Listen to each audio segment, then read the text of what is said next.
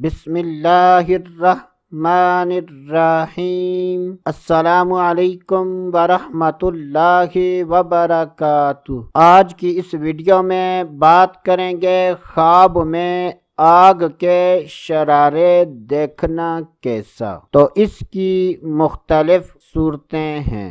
جب بھی خوابوں کی تعبیر بیان کی جائے اور اس میں مرد و عورت میں سے کسی کا ذکر نہ ہو تو اس سے مراد مرد و عورت دونوں ہیں۔ حضرت سیدنا ابن سیرین رحمۃ اللہ تعالی علیہ نے ارشاد فرمایا کہ اگر کوئی خواب میں آگ کے شرارے دیکھتا ہے تو یہ اس بات کی دلیل ہے کہ ایسا آدمی غم و مصیبت میں مبتلا ہوگا۔ حضرت سیدنا ابراہیم کرمانی رحمۃ اللہ تعالی علیہ نے ارشاد فرمایا کہ اگر کوئی خواب میں دیکھے کہ آگ کے شرارے زمین پر گر رہے ہیں تو یہ اس بات کی دلیل ہے کہ اس جگہ پر لڑائی جھگڑا ہوگا۔ اگر کوئی خواب میں دیکھے کہ آگ کے شرارے